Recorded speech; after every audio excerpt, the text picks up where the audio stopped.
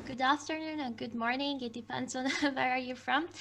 So my name is Anita Santavecz, and I came from Hungary. And I'm a PhD student at Loranda University in Budapest, and I'm writing my PhD thesis, and actually, I'm dealing with Hungarian literature, but so I'm really interested in Russian culture. So I'm here, and I would like to thank to the organizers. And yeah, so I'm gonna talk about Russian immigrant literature in the Far East. And first of all, I would like to talk about my main questions, about my focus. So I would like to talk about the first half of the 20th century, when large Russian communities lived in a number of Chinese cities. And the largest Russian community lived in Harbin, and the second largest community lived in Shanghai, and the third lived in Hinton. But in my presentation, I'm gonna just focus on the city of Harbin. And I'm gonna explore this really unique background of this community, and why was this community so unique, because it was really diverse. So I'm gonna talk about the ethnicity and identity, and I'm gonna talk also about the issue of integration and the problem of language, because in this Russian Chinese communities, sometimes so people felt the lack of the contact because they didn't really speak the common language. And I'm going to talk about a little bit how Russian immigrants were represented in Chinese literature. And I'm going to also talk about the other side, so about immigrant literature in Harbin. Um, yes, and I would like to talk about the Russian-Chinese context in the early period. So we are in the end of the 19th century, and as I already said, so Harbin was a really unique community where Russian and Chinese colonies encountered in various ways. And by the 1920s, it was the home of the largest Russian diaspora community in the world. And Harbin was known as Manchuria to Europeans, and Harbin was known as Dongbei to the Chinese. And in my research, I'm going to analyze the complex issues of identity and citizenship Russian faced while living in Chinese cities. And I would like to talk a little bit about the Chinese budding society. So as I said, Harbin was a really important cultural center, and it was Chen Yiying who was the founder of the Chinese budding society, and he founded this society in 1928. And it was like a really close-knit intellectual circle, and Chan worked in a bank, but he was also a journalist in Harbin. He was really well-read. He was really interested in Russian literature. And so when we are talking about this society, we are talking about around like six, seven people. And the society members attended, for example, a Russian concerts, different dance performances at the Russian Commercial Club. And so it was also really interesting that so they wanted to collect Russian books, because for them Russian book was like a fetish. And so they really appreciated Russian culture in a various ways. So they really liked Russian paintings. They took different Russian language lessons, and they associated with Russian friends. And Chen also wrote about Russian culture. For example, he wrote this lengthy rhapsody on Russian cuisine. And I would like to talk about a little bit about Kurchi Bai, who was also a really important person, because he was really open-minded, literary minded person, and he was also really interested in Russian culture, and he was like a border crossing literary agent. So, and he also he was also a founder of a society, so a small group of young men.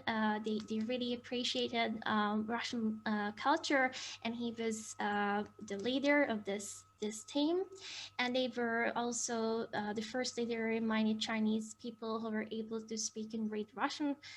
So they were really important contacts between Russian and Chinese culture, and their influence shaped the Chinese perception of Russian literature.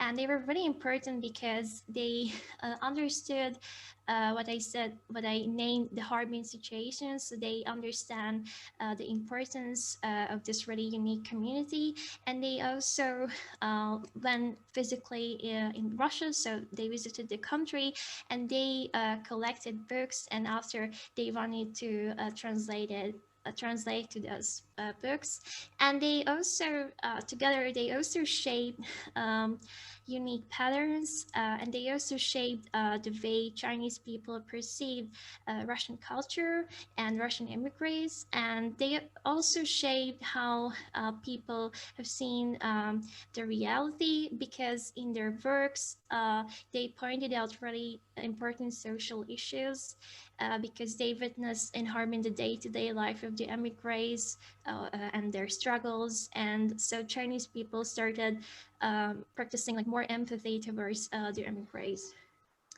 And I would like to talk about this really important book, A Journey to the Land of the Hunger.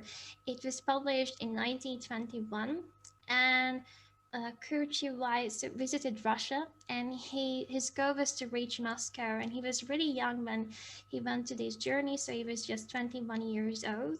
And for him, it was a really important quest. It was a really important personal journey, and his style was really poetic, and he was really immersed in Buddhism. So Buddhism really shaped his style. So, and he named Russia the land of hunger. And the whole book starts with a really long description, because he was preparing to this journey for long months. And in the at the start, he stated that he wanted to follow a shadow. So this journey was like a calling for him, and he expressed that he does not himself really understand why he went to this journey, but he just felt that he needed to go there. So, and as I said, his goal was to reach Moscow, but he has to stop. He had to stop, of course, and he stopped at Harbin, and it was a really important station in his journey. Um, and he wanted to use his time really cleverly, so he wanted to collect impressions there. And his Russian at the time was quite inarticulate, so he wanted to improve his language skills, and he wanted to talk to people. And at each station, he wanted to witness the real life of the locals. And he wrote about the daily life of the local population, and he wrote about his memories in Harbin. And for example, he mentioned that his one of his nicest memory was when he witnessed that a Russian man was playing in the snow with his two small children, and after he was writing about his experience with this middle-aged man. He was an engineer, and he also invited him to his home, and he served him a meal. And at the table, so he put out the samovar, and he served a special type of black bread. And he wrote that it was that kind of no one in China could either imagine or eat. So yeah, so Harbin. So these kind of writers also wrote about Harbin as a different word. So it's a recurring topic in Chinese and also in Russian writers' writings. And for example, Alexander Fadeev was a really important writer also, and he wrote about Harbin. So, and Harbin meant something really special for him, and it was a really important city in his life. And he also spent some time there, and he even made Chinese friends there in Harbin. And in his memoirs, so he said that people of Harbin lived in a different world. And so it's also a really familiar, so Kurt Chubai was also really familiar with this different wordness of Harbin, because he also wrote that now I have entered Manchuria and have left China, I seem to remember from textbooks of geography that those three provinces of Manchuria are still part of China. Why is it that as soon as one passes through Fengtian, one already feels F in another word? Yes, and Harbin was quite a young city. So Harbin is in northeastern China, was the center of a Russian colony from 1898 to 1817. The city was host to the primary Russian presence in the region. From 1898 to the early 60s, four generations of Russians lived in Harbin who were caught in the political struggle first between the Tsarist Russia and China and later between the USSR, China, and Japan. All three powers tried to first reduce and eventually eliminate the presence of Harbin Russians who devotedly preserved the Russian language, culture, literature, religion, and lifestyle. And I would like to talk about a little bit the Russian history of the city. So the first wave was in 1898 when the city was founded by Russians, so as the headquarters of the Chinese Eastern Railway. And the second influx was around the revolution and the civil war, and after thousands of refugees flooded into Harbin, and it was a really diverse community. So we could see former royalties, anti-Bolshevik white guards, unskilled laborers in the crowd, and there was a big influx of artists, musicians, and intellectuals. And in the 1920s, it was became a large Russian-speaking community. And many of the Harbin citizens felt a really interesting familiarity because Harbin became their second home. And in terms of architecture, language, and culture, Harbin provided Russian refugees with a semblance of familiarity. Still, this could not overcome the deep sense of displacement and loss which the refugees felt as they strived to come to terms with broken families, loss of loved ones, homeland, and often status. And so the emigres in Harbin had their own libraries, and so mostly they could read Russian classics, but of course, so I mentioned, for example, Fadeev, who wrote about Harbin and this whole Harbin experience. And it was really sad because only a few readers could actually have found those books there.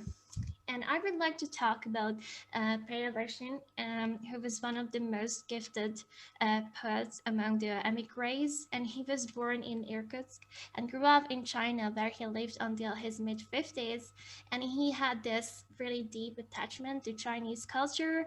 And he regarded China as his second homeland. And he was not only a writer and a poet, so he was a really prolific translator. He translated Chinese classics into Russian, and he wrote poems in Russian with topics related to Chinese culture.